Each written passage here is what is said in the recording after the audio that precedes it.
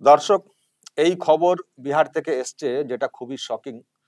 কারণ দেখতেই পাচ্ছেন, এই যে 4টি জেলা, এই 4টি জেলাতে যত সংখ্যক মানুষের বসবাস, তার থেকে অনেক বেশি আধার কার্ড ইস্যু করা হয়েছে।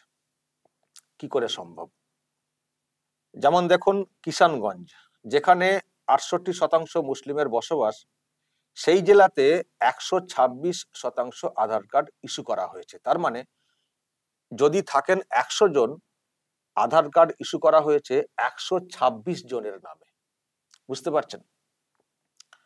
কাটিহার, যেখানে 44% মুসলিমের বসবাস, সেই জেলাতে 123% আধার কার্ড ইস্যু করা হয়েছে। আরারিয়া, যেখানে 43% মুসলিমের বসবাস, সেই জেলাতেও 123% আধার কার্ড ইস্যু করা হয়েছে।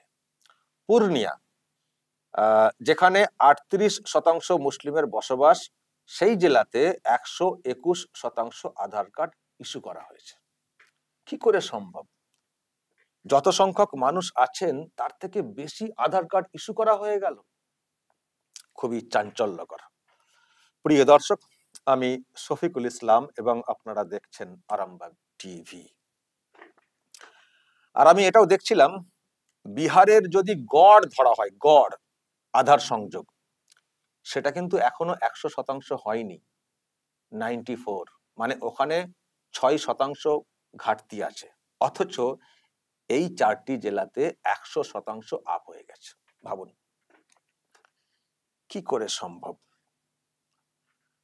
দর্শক, কি করে সম্ভব সেটা বুঝতে গেলে বিহারের ম্যাপটা দেখতে হবে। বিহারের ম্যাপে এই যে 4টি জেলা, এই 4টি জেলার অবস্থান কি সেটা দেখতে হবে এবং তারপর বুঝতে হবে।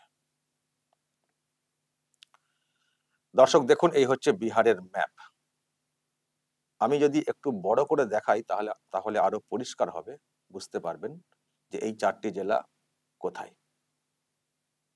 দেখুন, একেবারে পশ্চিমবঙ্গ যেদিকে আছে দর্শক, সেদিকে তাকান। দেখুন, একেবারে উপরে রয়েছে কিষানগঞ্জ, দেখতে পাচ্ছেন? কিষানগঞ্জ, আর কিষানগঞ্জের এদিকে পাশে রয়েছে আড়ারিয়া। আচ্ছা, তারপরে এই দুটি জেলার নিচে দেখুন পূর্ণিয়া, তারপরে রয়েছে কাটিহার। তার মানে 4টি জেলার মধ্যে 3টি জেলা একেবারে পশ্চিমবঙ্গের সঙ্গে সাঁটিয়ে, শুধু একটা একটু দূরে, কিন্তু এদের কাছাকাছি, পাশেই একেবারে আড়ারিয়া। বুঝতে পারছেন? এই হচ্ছে এই 4টি জেলার অবস্থান। কিষানগঞ্জ, পাশে আড়ারিয়া, আর ওই 2 জেলার নিচে পূর্ণিয়া, তার নিচে কাটিহার। তার মানে কিষানগঞ্জ, পূর্ণিয়া, কাটিহার, এই 3টি জেলা হচ্ছে পশ্চিমবঙ্গের সঙ্গে লাগোয়া। আর পশ্চিমবঙ্গের ওই যে অংশটা খুবই সরু একটা অংশ, তার এদিকে বাংলাদেশ। এবার বুঝুন, বোঝার চেষ্টা করুন। আমি শুধু ভাবছি দর্শক, পশ্চিমবঙ্গ পেরিয়ে যদি এই 4টি জেলাতে, মানে পশ্চিমবঙ্গ পেরিয়ে যদি এই 4টি জেলা বিহারের, সেখানে যদি এই রকম এত আধার কার্ড ইস্যু হতে পারে অতিরিক্ত, তাহলে আমাদের পশ্চিমবঙ্গের কি হাল? আমি শুধু এটা ভাবছি এই পরিসংখ্যানটা দেখে। কেন ওখানে এইটা, সে তো দর্শক আর কি ভেঙে বলতে হবে যে ওই 4টি জেলাতে কেন এত বেশি আধার কার্ড ইস্যু হয়েছে? ভেঙে বলতে হবে? বুঝতে কি কোনো সমস্যা হচ্ছে দর্শক? তো ফলে আমি আর ওদিকটা নতুন করে ব্যাখ্যা দিচ্ছি না। যেখানে মানে মুসলিমদের বসবাস তুলনায় বেশি দেখতে পাচ্ছি, সেখানেই এইগুলো বেশি হয়েছে। তার মানে কি, এগুলো কারা? এগুলো কারা?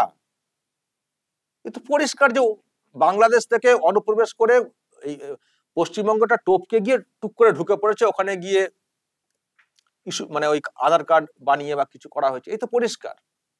আর ওখানে যেহেতু মুসলিমদের বসবাস অনেকটা, হয়তো ওখানকার যে অ্যাডমিনিস্ট্রেশন, পঞ্চায়েত ইত্যাদি, যেটা আর কি আমরা এখানে দেখে থাকি, হয়তো সেখানে রয়েছে মুসলিম ডোমিনেটেড, ব্যাস হয়ে গেছে। তো আমি সেটাই ভাবছি দর্শক, যদি ওই 4টি জেলাতে এইরকম হতে পারে, পশ্চিমবঙ্গ টপকে গিয়ে, তাহলে পশ্চিমবঙ্গ তো বাংলাদেশের এতটা বর্ডার জুড়ে রয়েছে, তাহলে যদি ওই রকম চেক হয় আধার কার্ড, তাহলে পশ্চিমবঙ্গের সবকটা জেলাতে কি হাল, মানে কি চিত্র উঠে আসবে, আমি শুধু এটা ভাবছি। আর আমি সেই সঙ্গে এটাও ভাবছি, যে নির্বাচন কমিশন যখন বলল একটা গাইডলাইন দিয়ে যে নতুন করে এসব ভোটার তালিকা সংশোধন করতে হবে, ডকুমেন্ট জমা করতে হবে, তখন কেন দীঘাতে বসেই রাজ্যের মুখ্যমন্ত্রী ওই রকম চিৎকার করছিলেন যে এটা করতে দেব না?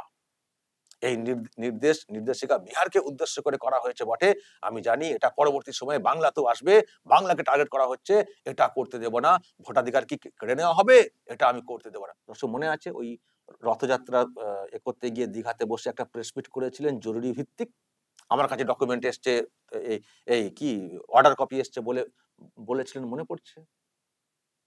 এখন ভাবছি বিষয়টা কি। এবং শুধু সেটাই না, আবার মহুয়া মৈত্র উনি নাকি আবার একটা সুপ্রিম কোর্টে কি ফাইল করেছেন যে নির্বাচন কমিশন কেন এসব খতিয়ে দেখার কথা বলছে নতুন করে, কি একটা ওটা নিয়ে আবার সুপ্রিম কোর্টে একটা ফাইলও করেছেন, মামলাও করেছেন। ফলে দর্শক হিসেব কিন্তু ক্লিয়ার।